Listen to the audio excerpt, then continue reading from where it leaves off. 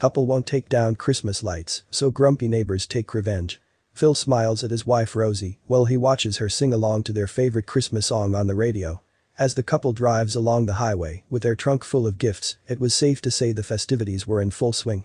But then suddenly, just as they pulled up on their drive, they saw something that stopped them cold. Within a matter of seconds, their Christmas spirit had been well and truly destroyed. The couple got out of the car and stood frozen in their tracks. They couldn't believe what they were seeing. Phil and Rosie Hutcherson had lived in their home for the last 7 years. It was in the most perfect neighborhood where everybody was pleasant and everybody was kind. But Phil and Rosie had no idea what was in store for them when a new neighbor moved onto the block. Although Phil and Rosie saw people come and go in their neighborhood, they had always remained. Whether it was the white picket fences or friendly faces, there was nowhere else this couple would rather live. But in a few months, this couple would be packing their bags and vowing to never return. It was the start of a brand new week for Phil and Rosie. The two sipped on their coffees and crunched on their toast before leaving to go to work, ready for another working week. But when they slammed their front door and headed to their cars, they saw something across the road which stopped them cold. You see, parked next door was a moving van. The house had been on sale for a few months, so it looked like Phil and Rosie had gotten a brand new neighbor. The couple wondered what their new neighbor would be like. Everybody in this neighborhood was polite and charming, so their new neighbor had to be the same, right? Unfortunately for this couple, they had no idea what was in store for them.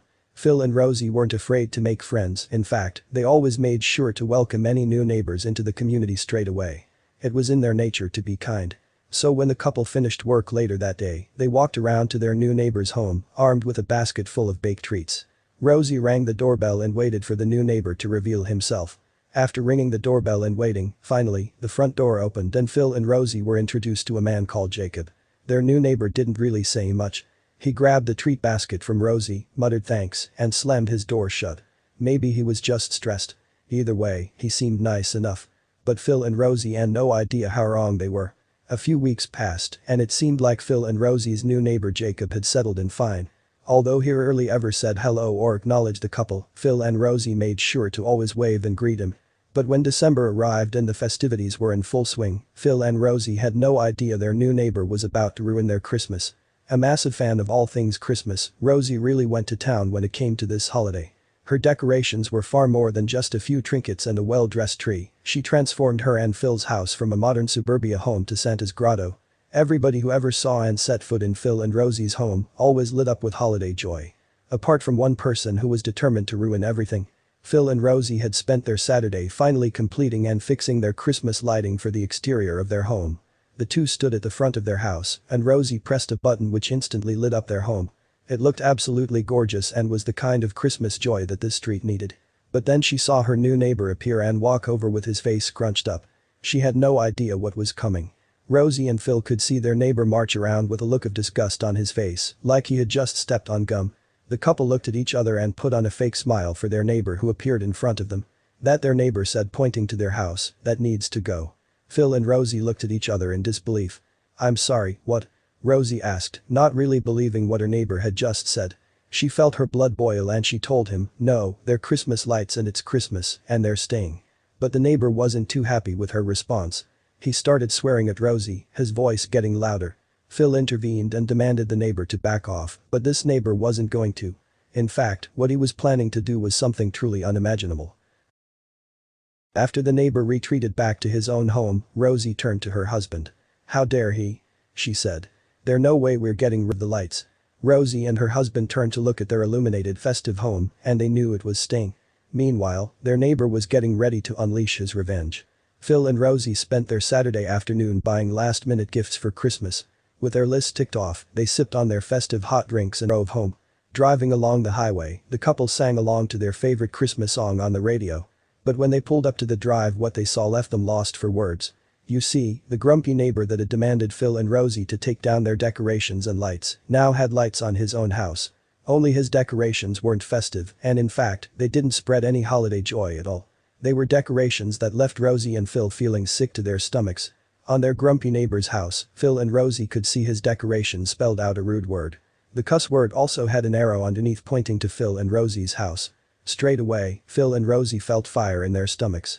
They marched over to his house ready to give him a piece of their minds. Phil and Rosie banged on their neighbor's door. When he answered, he had a smirk slapped between his cheeks. The couple demanded him to take it down, but he just merely replied what Rosie had said to him. No, they're Christmas lights and it's Christmas, and they're staying. And with that, the grumpy neighbor slammed his door.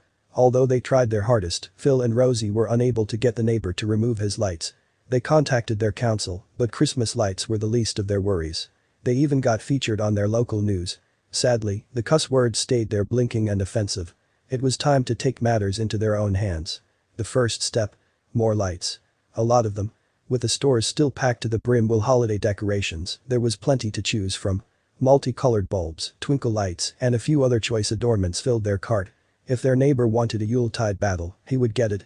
Phil and Rosie had put up the first set with calm enjoyment and a few glasses of mulled wine. But this round turned into a giggling rush to get their message up and blinking before their neighbor got home. They had barely closed the door and pressed a switch when they heard his car pull in. The look on Jacob's face was no longer the gum one. It was a he had sucked on an entire bucket of lemons expression. Oh boy, was he mad. Phil turned to Rosie, huge grin, and they fell on the sofa in a fit of laughter. Stage 1 check. Stage 2 was going to be amazing. They were going to utterly break that man down with Christmas spirit, no matter how tacky it turned or how much their electricity bill skyrocketed. Rosie grabbed a pile of old clothes, picked out an appropriate outfit, and started stuffing it with paper to make their new winter scarecrow. The meticulous schedule of merry revenge unfolded like an epic advent calendar. Day after day Jacob would arrive home, step out of his car, and look for whatever new element they had added. His face would twist in rage. It did take long until the couple found a note on their door. Rosie read the note with a huge smile. Jacob had probably written it thinking he was being clever. But all they could see was the Christmas spark catching and spreading. What they didn't expect was that it would catch to other people. The next morning, they found a box on their doorstep. A house across the street had been watching the scene as well. The family had gathered their old decorations and donated them to the cause. Word spread and the donations started pouring in. Rosie didn't just put them up. She added a little something extra. With each new dash of holiday cheer, she would add a thank you note while being careful to omit names. Their house was no longer a well-planned display. It was a December explosion to rival any comedy movie. Jacob looked like he was ready to come in and burn their tree. But the last stage came unexpectedly. Rosie held her hot chocolate and stared at the Clark Griswold scarecrow hanging from their eaves. The Grinch message and arrow blinked happily. But when she looked to Jacob's house, she noticed his message had been finally taken down. They had won. But what about the extra decorations? They went inside instead. Their grand gesture had finally been read loud and clear. After New Year's the donations would be returned. Things might have started off sour, but for Phil and Rosie, it had turned into one of the most fun and memorable holidays ever.